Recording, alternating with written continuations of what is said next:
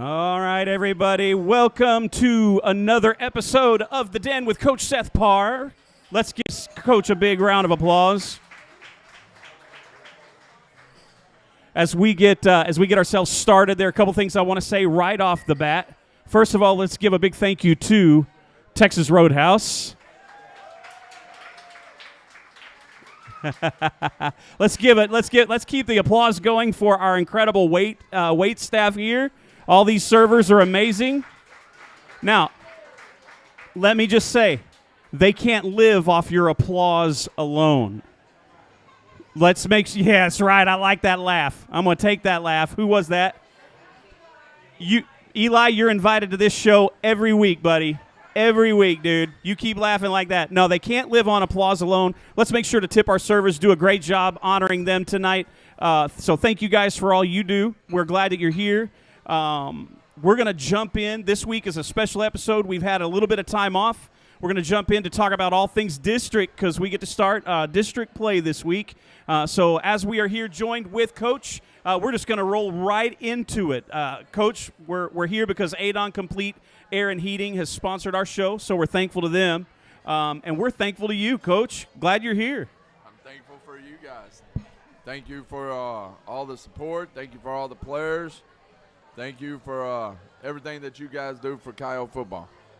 Well, certainly glad to do it, Coach. Now, look, we haven't spoken a whole lot since week 2. The game against Highland was crazy, right? That was some of the craziest set of circumstances that I've ever watched. I can't imagine you. I mean, where was that in terms of your crazy meter for high school football? We've had some games. I think probably the back end of it is crazy, but we've had some games where we've waited like 3 hours in the locker room.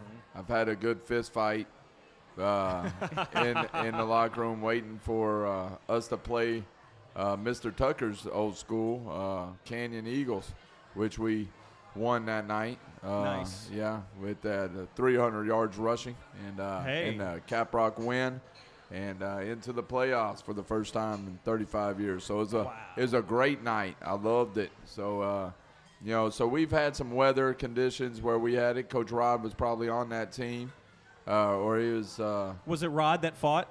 Coach Rod did not fight. Okay. Is Soriano, Jose Soriano, and Coach Rod. What was the redhead's name?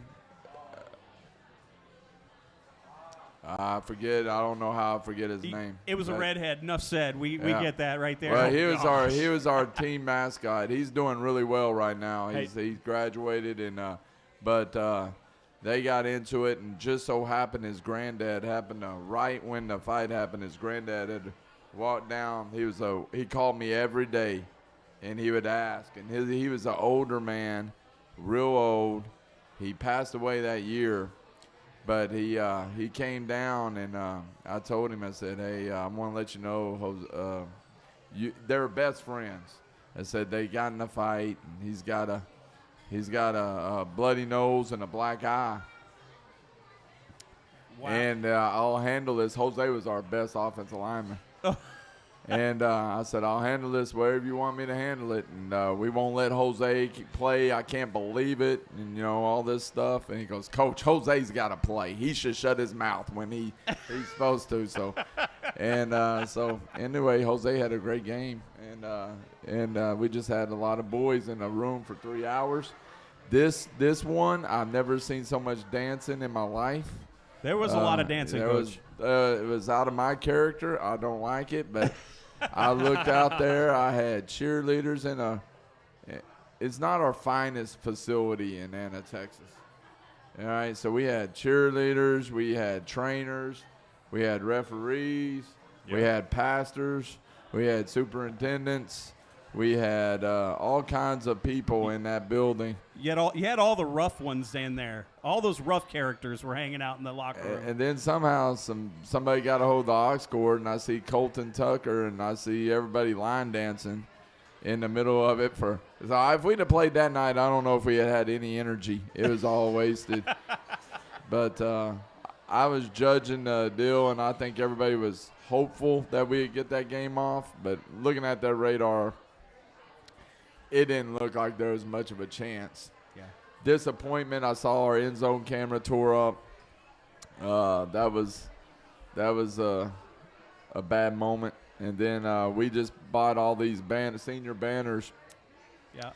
And they're pretty expensive. And I saw them flying away to Blue Ridge. And I just saw like $2,000 flying around the Collin County. So that was pretty depressing as well. But if you want me to talk about how all of it went down and how we played at 7 a.m., I will. I don't know where you want me to That was going to be my next question. 7 a.m., from what I've heard, is the earliest kickoff for a high school football game in the state of Texas. Yeah, we were shooting for 6, but we didn't know if we'd be able to get everybody up at 4. And no, Arizona, they had a flight out at 2:30. And give them credit because I'm not one that – I think we only get 10 games, and I don't like playing – I think if there's a game, you should play it. Find a way to play the game, not go home. And I get there's a lot of things that are involved. You got to get the team there. You got to get the buses. You got to get referees. But I always think there's a way, and but you're never knowing who you're dancing with. So, if you're dancing with somebody that don't want to be a partner and they don't want to play, there's not much you can do about it. I went over there. We met with them, Mr. Tucker, me, and their AD and their head coach, and they were wanting to play the game. And so we originally set it at 9 a.m., but their flight didn't leave until 2:30.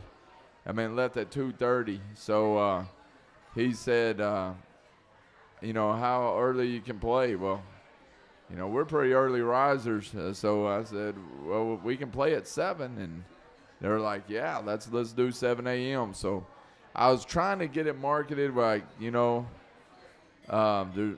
it would mean something special in your cup, a coyote in your cup. What's that Folgers commercial? Folgers. There, yeah. A little Folgers in your cup? Yeah, have a little coyote in your cup. And then with Folgers, I wanted to give free coffee out.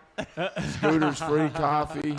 And to get everybody at 7 a.m. I just couldn't turn it around from 11 to 6. I didn't think the marketing wasn't going to take off. Was going to take off. But I thought we could have had a good coffee bowl.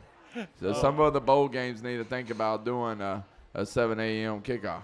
Well, I will personally thank you for not doing a 6 a.m. kickoff. I think I would have been useless on the broadcast, just being really honest. So I appreciate the extra hour. Well, there was some more stuff that went down that night. So we get home, and it was around 11:30, and I see everybody. There's a party going on at my next door, which are, they just now got a house, and Ann let the garage door open and let her dog out. So the dog is out. All right, and come on. And listen, I'm going to step off camera. And, right. Phil, I'm going to let you have a marital counseling session right here, right now. Y'all start praying right now. Okay, you know me. I don't like to come on here and interrupt, but I did not leave the dog. I did not let the dog out. Seth opened the garage door. No, false. Fake news. No. The door was open, and the garage door was open. So she claims that the lightning had turned off the garage, and then the garage comes up. The power out on Friday. Yeah. So at Avery Point, West Crossing, we were all out of power. So the dog gets out, and so I tell my neighbors that the dog's out. I'm driving. She drops me off at the park. What's that park's name with the lake?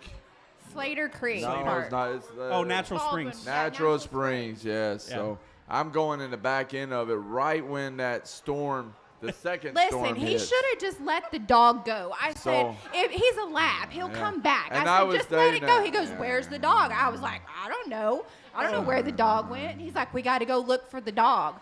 I'm like, we didn't really have to go look for the dog. We could have just let it go. I'm in my coaching gear.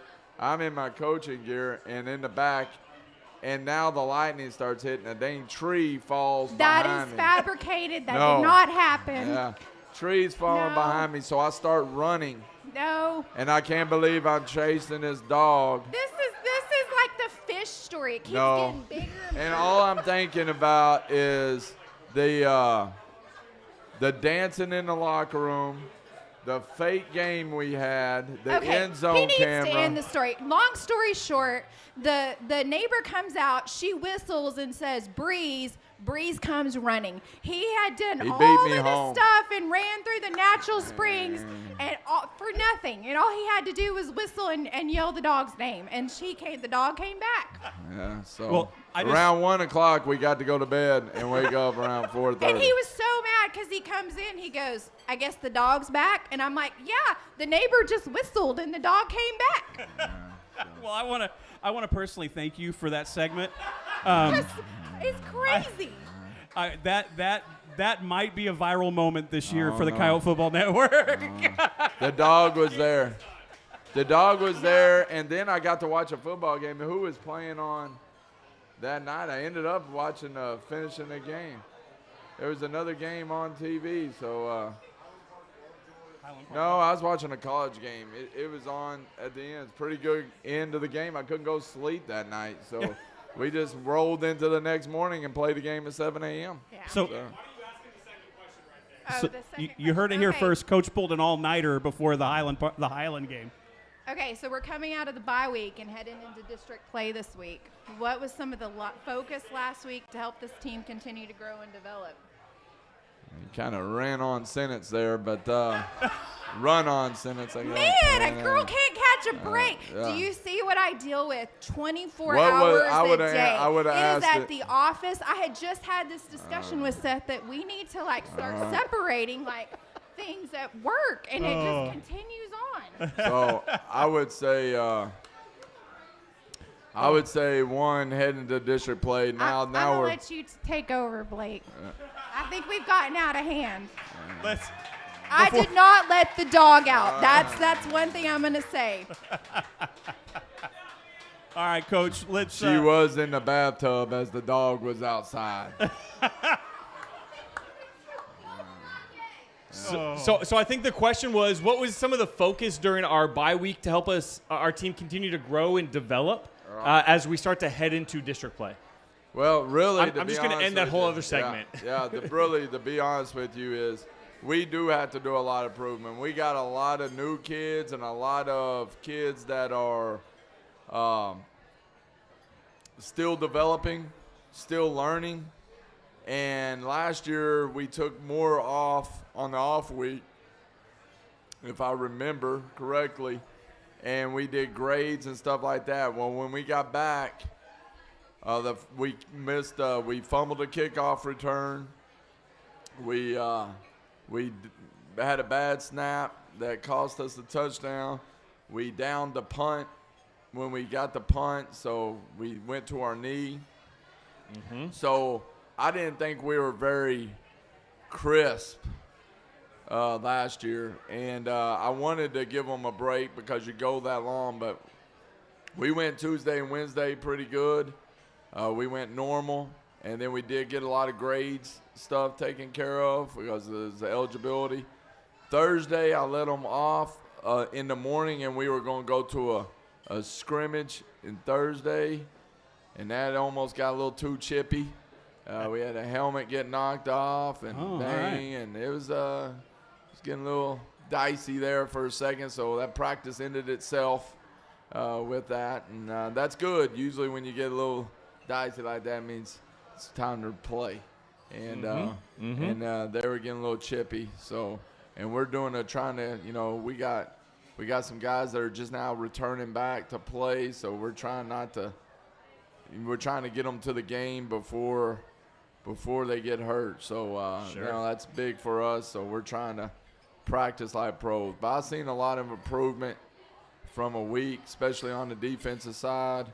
I really think Corday Young, the big kid, is playing a lot better in practice. I'm ready to see if it comes in the game. Walterius is back. And he's done really well. And then you got your really standard people of the ones that have been here the whole time that I expect them to do things, right? Like Caden Banks and, man, I'm going blank. Caden Banks, who am I? Cash? No, Cash Williams. Who's my other D lineman? I'm forgetting. Shamar Boykins, Draylon, who came. Draylon, we need to pray for Draylon. Draylon's got a little throat and went home sick today. We need him back on Friday. So, but Draylon's had a great fall camp into the first 2 games and just nothing but gotten better. And so we're excited about him. But I saw some improvement on those guys. Now on the back end, you got Cash, JoJo, Brennan, Ashton, and all the linebackers and, corners. Israel's going to be back, and Flanagan is good. So, I was really impressed with our defense. Our offense, I don't know who's in charge of that group, but we got to get a lot better. No, I'm playing.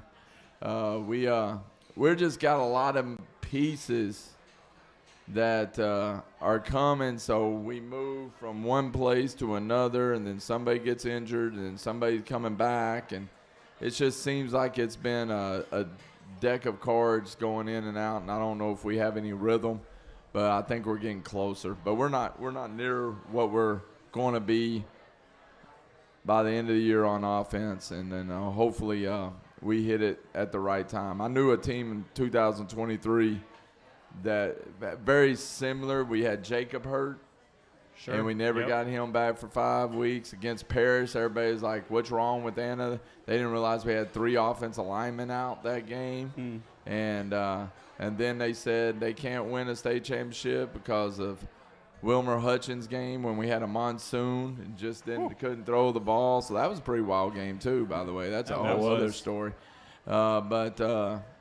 So I feel like that kind of vibe on offense, if I'm totally honest, is we're finding our groove, but there's still some places that we gotta prove, and I don't know if we can improve it until Father Time has to improve, because you got to have time for them to gel, and I tell them with our defense playing so well, our job is not to give them points, and we're gonna have to play some field position.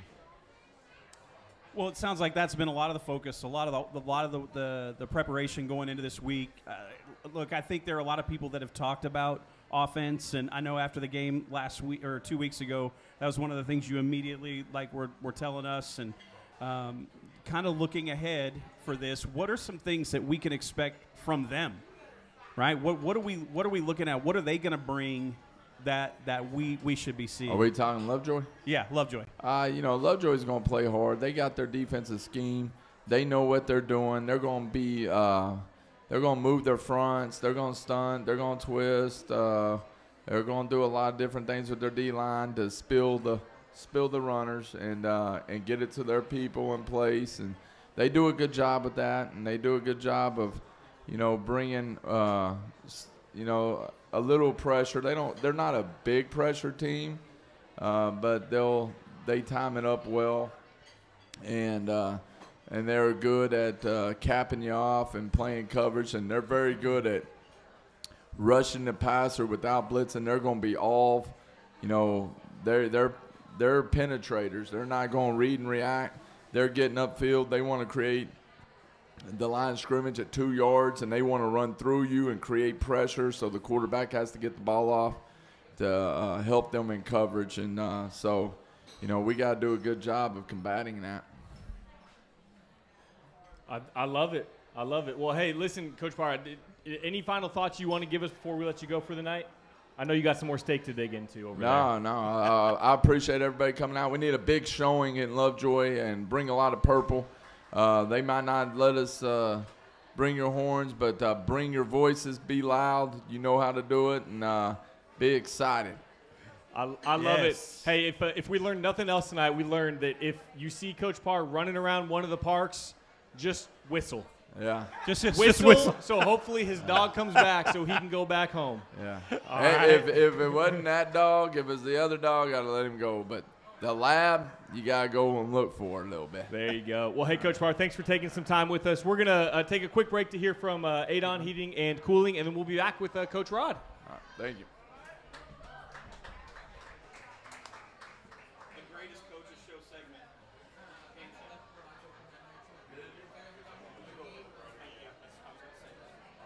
I gotta watch this commercial though, so I'll That way we don't get the video go live.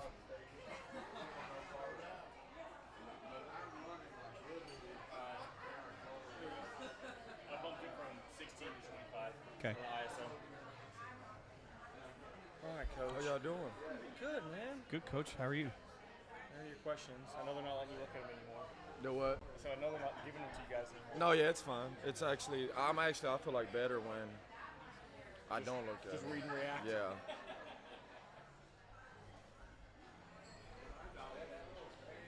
That way we've got time.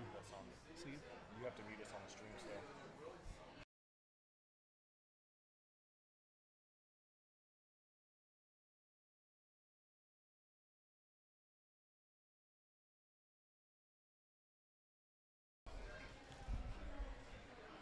All right, all right. Well, we are back for segment 2 with Coach Rodriguez. Hey, you got a little bit of love. Yeah, It was bit. slow. It was slow building. It was slow building. Gotta get a It little was- warm up here. Everybody loves a slow clap moment, Coach. I mean, come on. Yeah. Listen, I think they were caught up on trying to figure out if LeBron James or Michael Jordan's the GOAT. But that's another segment for another time. Oh, wow. hey, let's- every time, Coach. Let's hit it. He Let's gets hit it you with every question time with number. that. Let's hit it with Yeah. question number 1. Our special teams unit, if we're being honest, was not as sharp as I think we've kind of come to expect in week 2. We had a couple of missed extra points. We gave up a kick return for a touchdown. We let some punts and some kickoffs hit the ground rather Right. than catching it. Right. And doing the work we needed to do. So, what have you been doing over the last 2 weeks to shore up some of those miscues? Yeah, it was actually kind of good heading to that bye week after having those mistakes. And what we did on that bye week was we kind of really, slowed things down and really focused on some fundamental stuff on all our special teams, from our coverage units to our return units.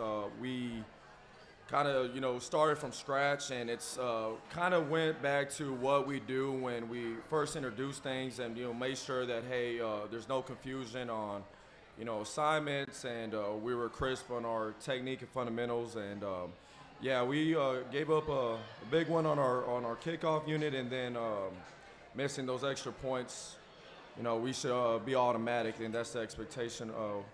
That's the expectation there, and, going forward, we shouldn't be having those issues again. But Well, Coach, we've talked about, especially we watched some drills, especially like kick return, yeah, right? We watched you drill these guys on kick return and walk through the motions and the mechanics of what a good like receiving that ball in that moment looks like versus what a bad does. Now, Yeah. and Blake and I have talked about this.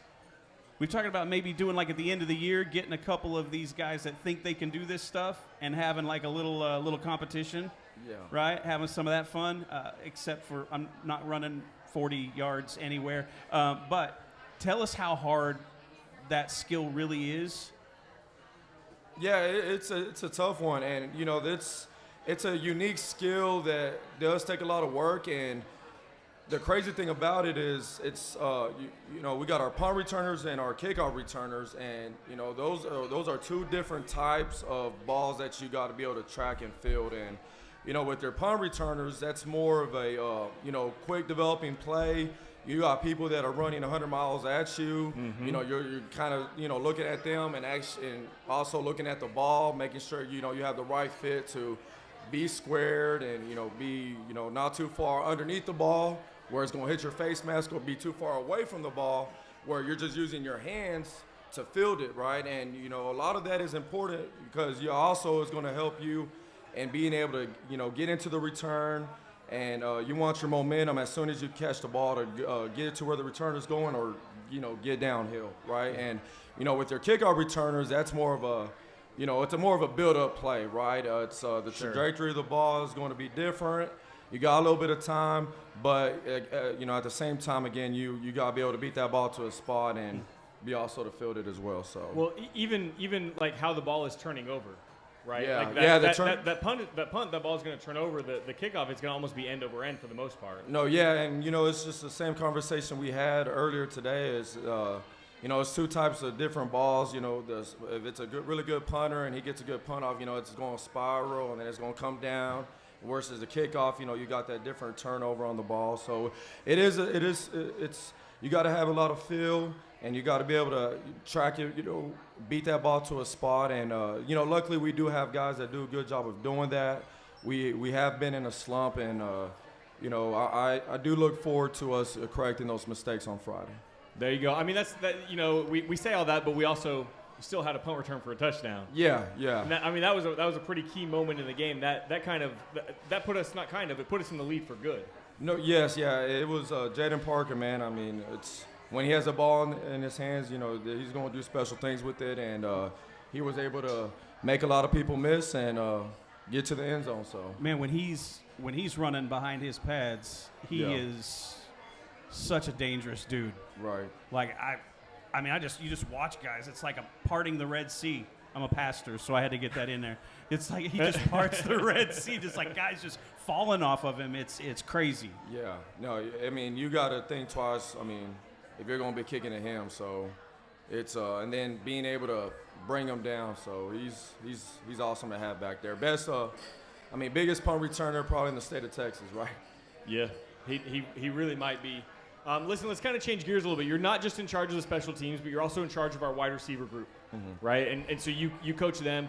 And so this is truly a group that has a wide mixture of experience. Yes. Right? We've got Cormon, who's a freshman. We've got we've got Rowan and Ace, and we've got Michael Kennedy, and we've got other guys that are mixing in that are sophomores or juniors and different levels of experience.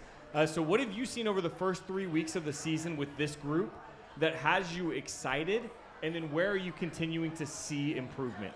Yeah, it's a unique group for sure. If you look at their background and their career here at Anna with us, I mean, they all got their own story that is special in its own way, and I think that diversity as a receiver core is what makes us really good. They all each have their own strengths and weaknesses where, we're able to kind of be kind of balanced, overall. Ace is, we talked about him. He's quick. He's great in and out of his breaks. He makes some crazy catches. And you got Rowan Nylander, too, who, is going to catch almost every ball and is going to find ways to get open in the right zones. And then Michael Kennedy brings, his uniqueness with his ability to blow the top off and really stretch the field vertically. And then you got Cormon Houston, who is, kind of a mixture of all those things, bigger, stronger guy, but, he's learning the system. So I think that's the thing that makes us really special. And as we continue to, move forward in the season, I think just for them just to lean on one another and to be able to, get each other better in those ways by expanding and learning from one another, I think is good. So. Well, awesome, Coach Rod. Thanks for taking a couple of moments to join us tonight, and we wish you the best of luck against Lovejoy on Friday. We're going to take a quick break to hear from Pin Oaks, and then we're going to bring up Coach Sevier. Thank you.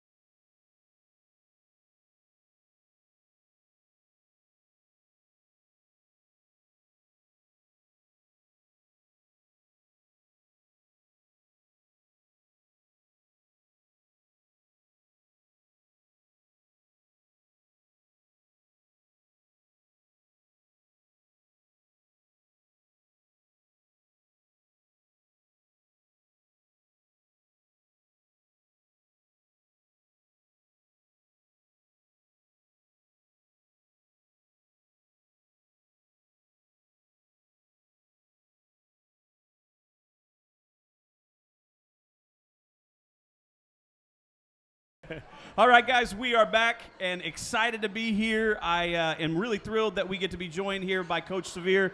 Coach, glad that you're here. Welcome back for another week. Yes, There you go. Coach You got Severe. some love. You got some love. Thank There you. it comes. There you go. It's another slow build That moment. one was unsolicited. I know. Last week, we need a little bit of work. Yeah. It started at That's it actually how it started at goes the Nylander sometimes. table at the back. Tell you what, the further you go on, the less claps you get. I always prefer to be second, but I'm definitely glad I wasn't second tonight after Coach Parr's segment. Well, that was a hard act to follow. That was a good one. It may be one of the most off the rip kind of interesting segments we've had for a while. So Absolutely. really that's why we do the coaches show. You never know what you're going to hear.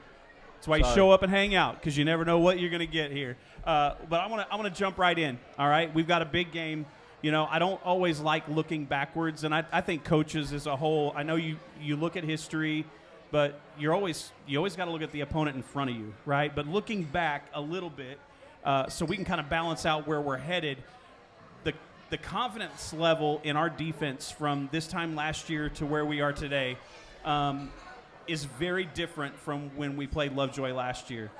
I'm really excited to kind of hear a little about what you're telling your side of the ball as you head into this first district matchup in regards to the growth you've seen, and how does that change the way you coach, kind of even having a little bit more confidence than kind of where you were. Like, talk a little bit about some of those things.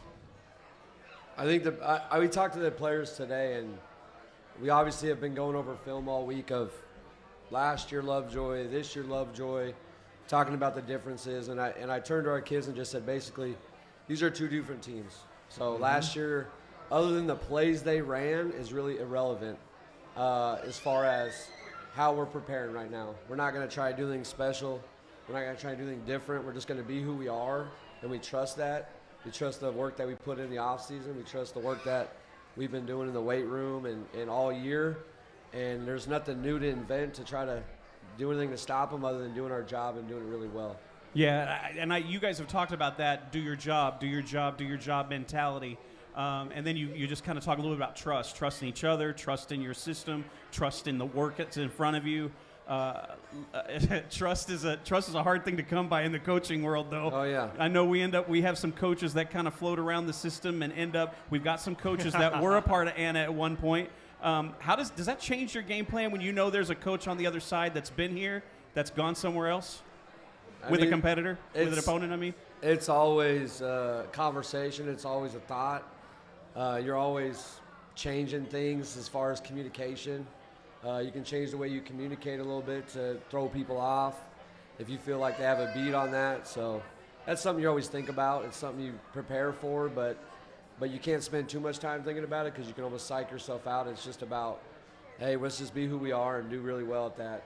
Yeah, that's a good word. And I mean, at some point at the end of the day, it's you're each going to line up 11, and you're either going to win or you're going to lose, right? And each and every play, and it's kind of like at the end of the day, that's what it comes down to, right? You know, you guys were talking about determination at the end of practice today, and having that determination to say, I'm not going to be the one that is left behind. I'm not going to be the one that gives up first, right? I'm not going to be the one that cedes ground. And so I think that kind of leads us into the second question, right? Lovejoy has a really dynamic 1-2 combo in their backfield, right? And between their quarterback, Jacob Janisek, and their running back, Zach Jones. And so obviously the front seven is going to play a huge role in our game on Friday night, right? Trying to slow down their running game. They're very dynamic runners. So how do you kind of two-part question. How do you feel like our guys stack up against the rushing attack? And then how do you balance stopping the run game and not giving up a big play over the top in the passing game at the same time? I think as far as the way we stack up, I feel really good if we just do our job. And maybe I'm getting boring. Maybe I need to wear a cutoff hoodie and just say we're on to Lovejoy. But as long as we do what we're supposed to do and play with good technique and play with good intensity and get off the ball, I feel really good. Their quarterback and their running back are really good players, but we have really good players. Sure. And so you're going to win some battles, you're going to lose some battles, but the most important thing is how we respond throughout the night, how we get better throughout the night, and if we can make more plays than them, which I feel confident we can, then we're going to end up on the better end of it. So I feel really good about the way we match up. They're good players, but we've been seeing good players all week or all year. We see them all week with our team, and so it's a matter of us just doing a really good job at doing what we're, our technique and doing what we're coached to do. As far as the second question was stopping the pass, I mean, sometimes you got to bring pressure. Sometimes you got to play a lot of coverage. You got to mix it up. He's a really good quarterback. He's a really good play caller. They've been doing it a long time. He's been doing it a long time, so you can't give him just one look.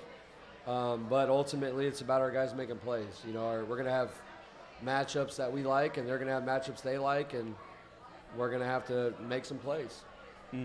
So that was, ladies and gentlemen, Coach Bill Belichick joining us.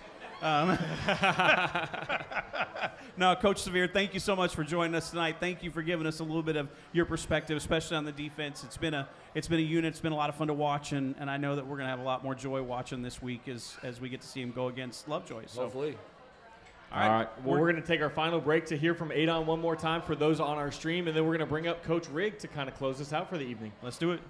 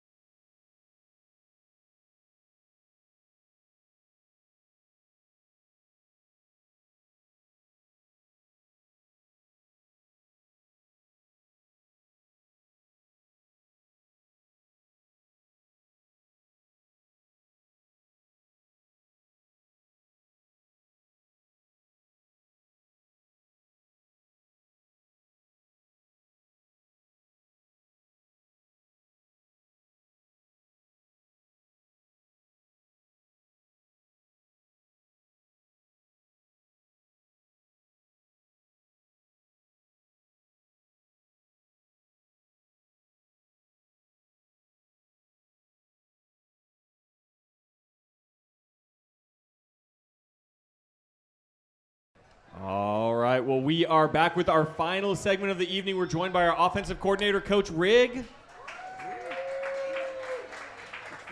I think we finally got him warmed up a little bit. Got a little bit going. That was a little bit quicker. Maybe it's just people love offense. They don't get the nitty-gritty of the defense all the time, but that's okay.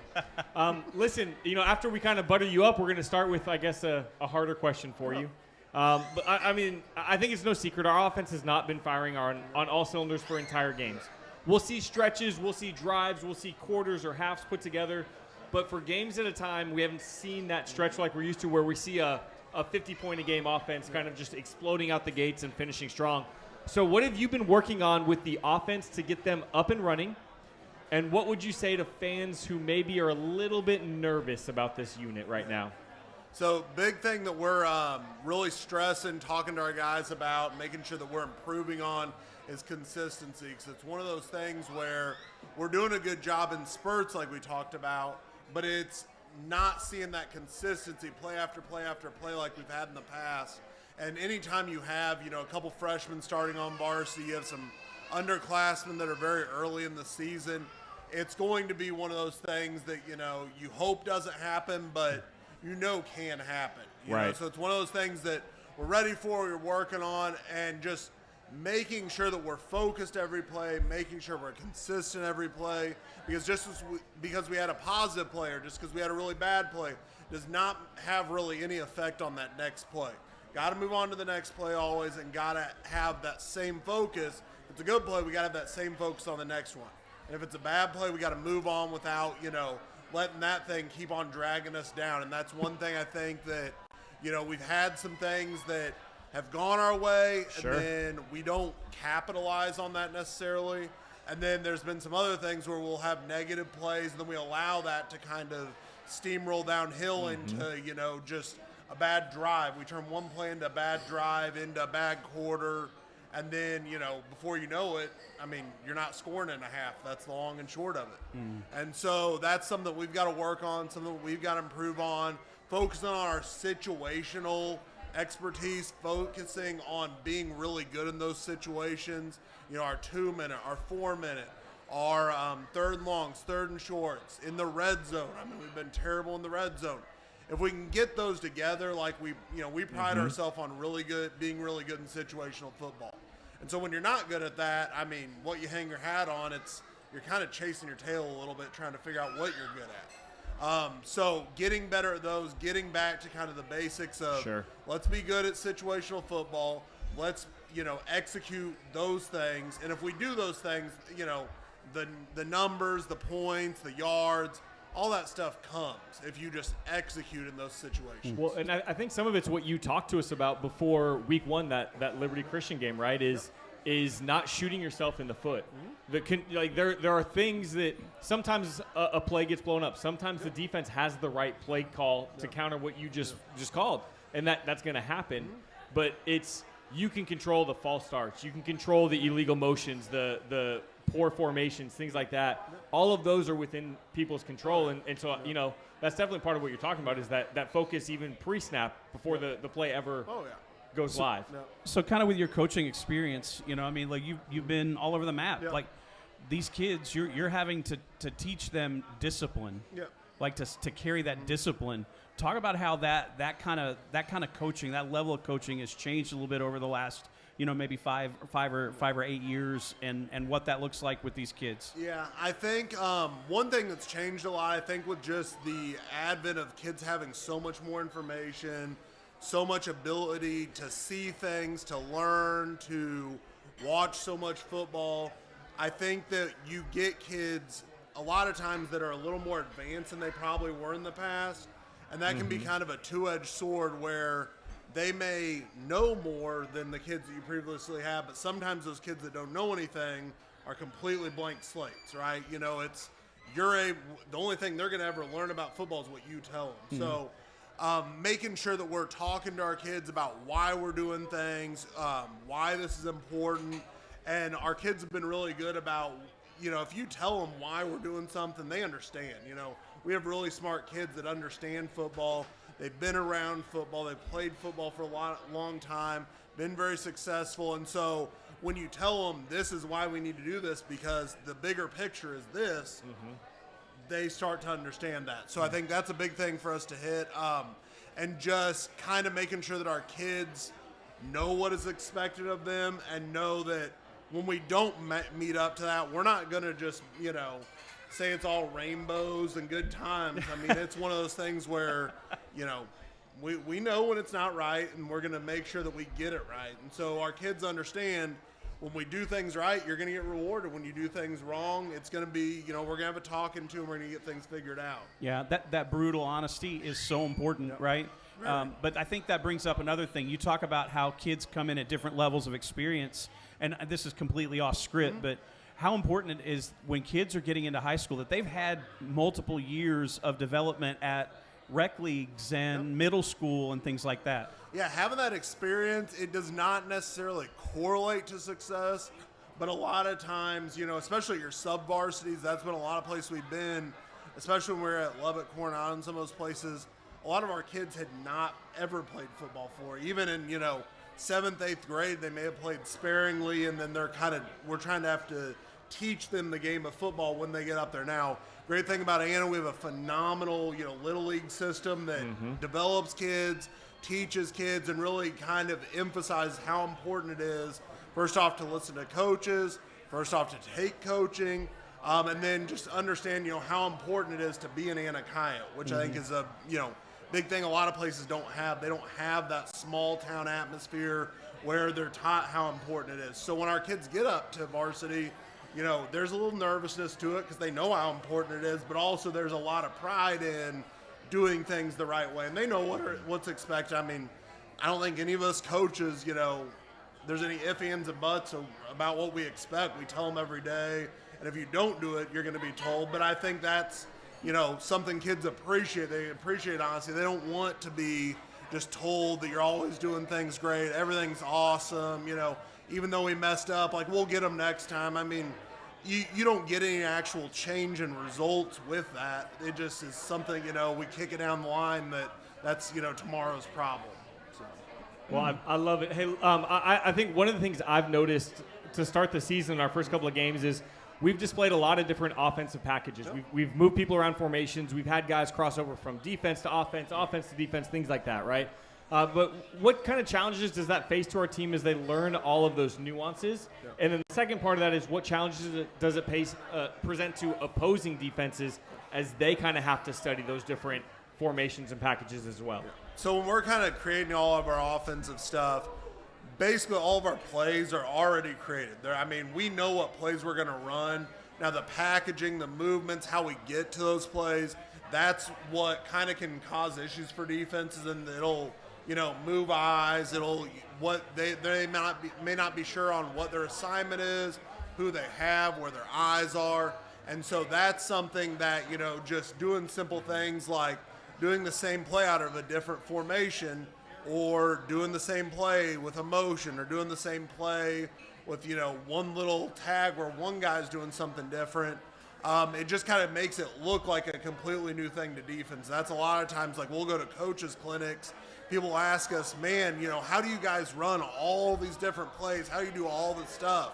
And I always tell them, we do the exact same plays. It's just this guy was different, so it sat up that differently. It's a tag, it's a movement, it's a different formation, but it's all the same offense. It's the same thing on offensive line. If we, add, 3 guys into the backfield in the heavy backfield with a tight end and a fullback and stuff, our protections are what our protections are. We just are going to add these guys in to doing a job that someone was already doing. So it's not something that we're not going to reinvent the wheel. We're not going to, draw up all these new plays. It's going to be the same plays, just with a different packaging. And I think that's something that, we pride ourselves on, is doing what we do, but, just giving it a little different flavor sometimes is not all bad. I love it. So you mentioned something I'm kind of interested in. How many coaching clinics do you go to in the off season? I don't know. It feels like I'm at one every weekend. So okay. We'll hit about probably half dozen, somewhere in there. Yeah. Okay. Yep. That's one of those that I always find interesting. Yep. Always got to be learning, right, Coach? Oh, yeah. Yeah, it's always professional development for us. Well, awesome. Sorry, I got distracted. I was waving by to my little ones as they were walking out. Hey, Coach Rigg, we can't wait. We know that we know the ceiling this offense has. Oh, yeah. And I believe that we're going to start to see that kind of hitting on all cylinders, and it's going to happen soon. I know we've been waiting to get Mr. Kennedy back from an injury, and so I can't wait to see when he comes back and what he might bring to our offense. But going into this week against Lovejoy, we wish you the best of luck. Appreciate it. We hope that you hang. I'm not going to say a number. You know what? I'm not going to do it. Don't do it. I'm not going to create another Dennison.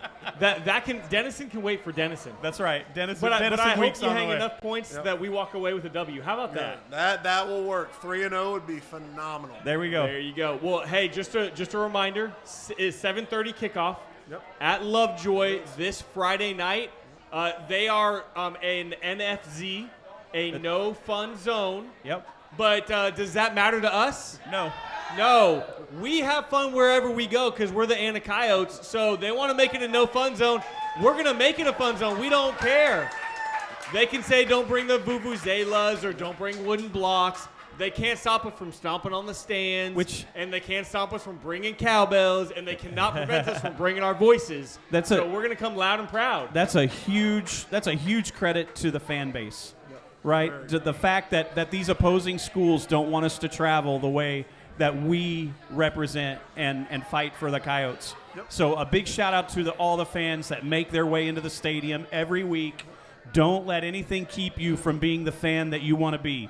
Get out there, be proud, have a lot of fun, scream yourself hoarse if you've got to. But we're going to come out and pack the stands for this first district game of the season. And hey, before you make your way out there, stop by Roadhouse, grab yourself a pregame meal here at Anna. We love the support that they've shown us, and we want to continue to support Roadhouse. So grab you a pregame meal, get down to Lovejoy, be loud, be proud, and Coach Rigg, as always, you want to take us out? It's going to be Go Coyotes on 3. You count us down, and we'll hit it with you. 1, 2, 3, Go Coyotes!